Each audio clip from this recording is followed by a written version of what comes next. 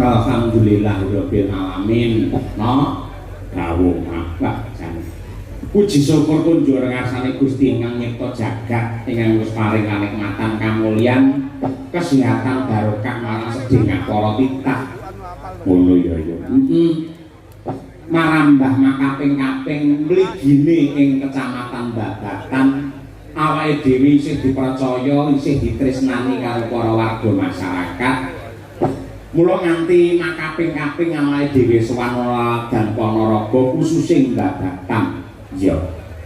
Malah bengi iki dipun timbali dening pepundhen kula Bapak kami tuwa Bapak Sukamto sekalian Ibu Pujiati ya Mas.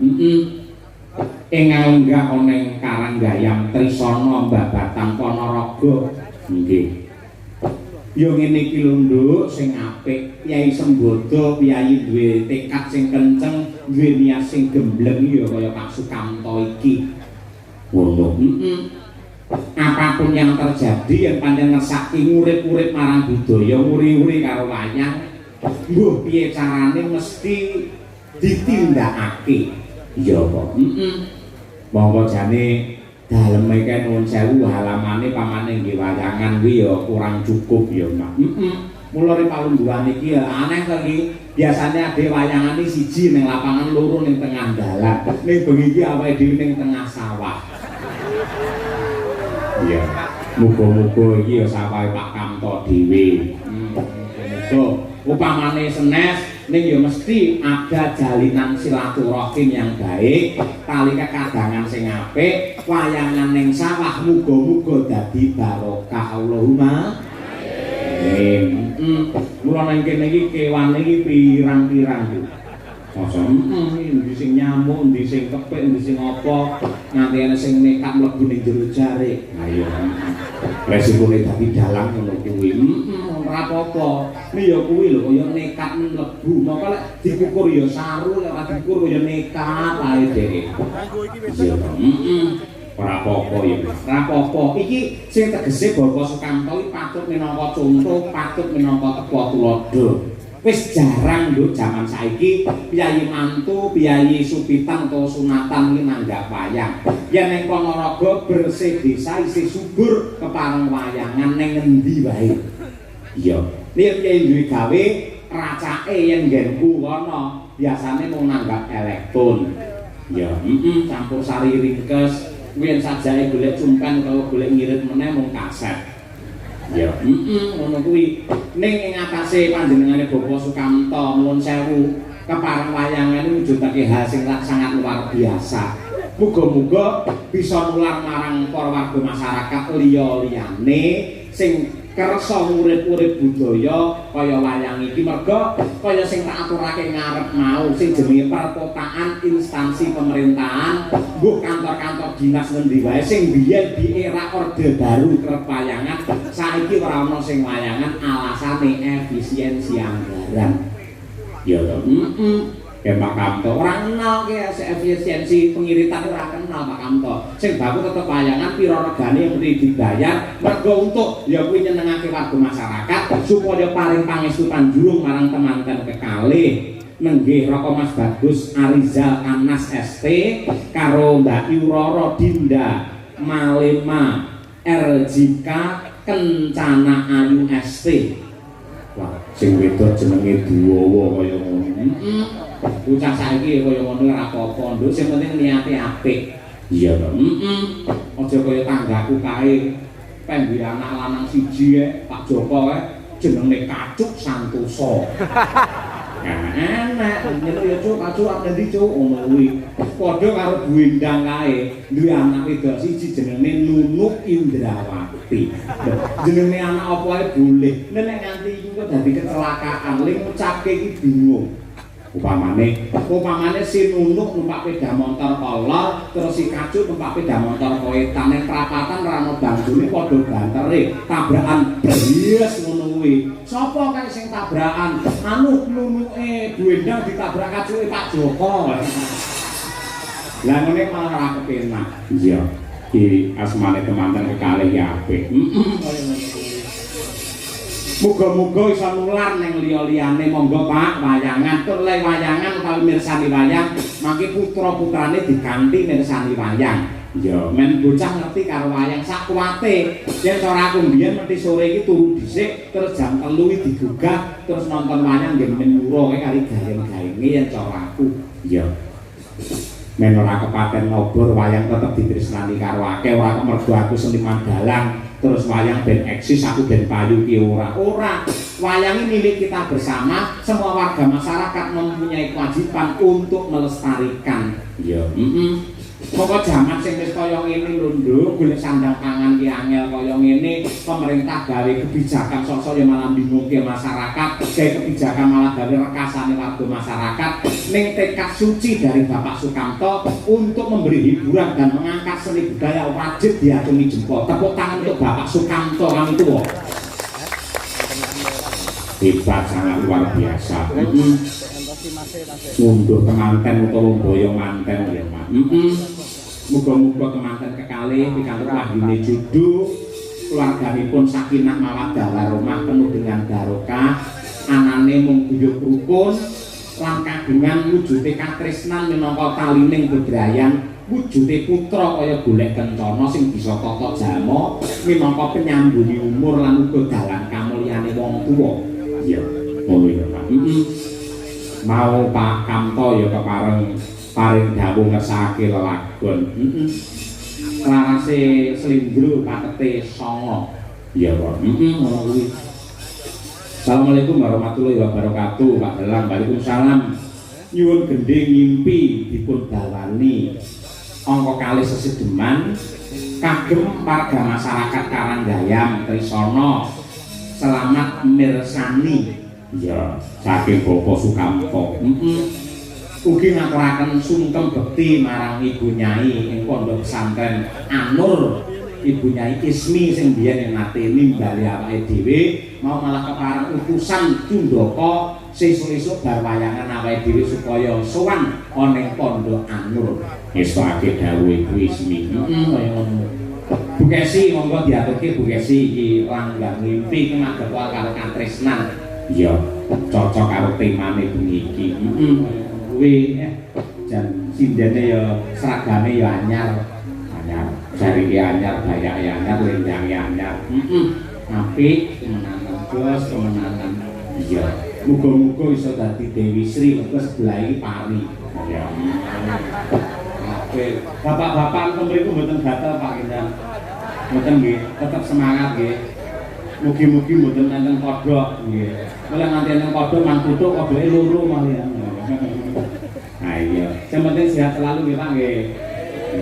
Monggo niki mang midhangetaken menika swantenipun Bu Kesi wiwit saking pangkur nyimpinipun. Monggo Pak Kamto kangge jampi saya. Ya.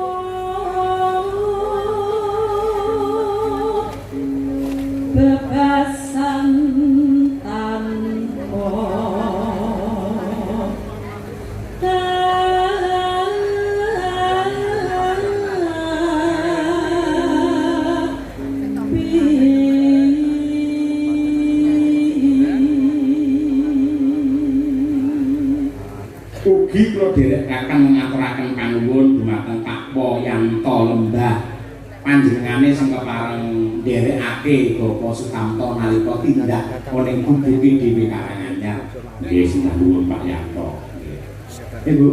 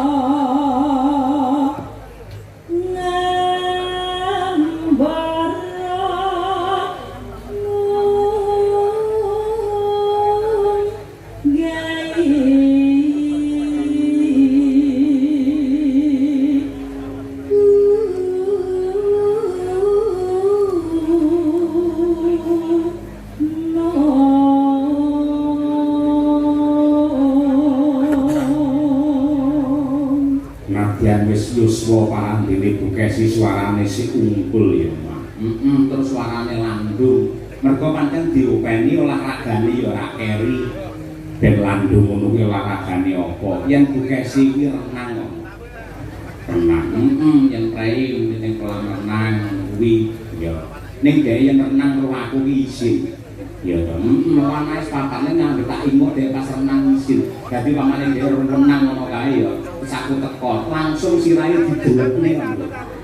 Terus ning bokong metu malah. Ayo. Kaya apa? Kodokmu. Iya. Ora. Coba. Katung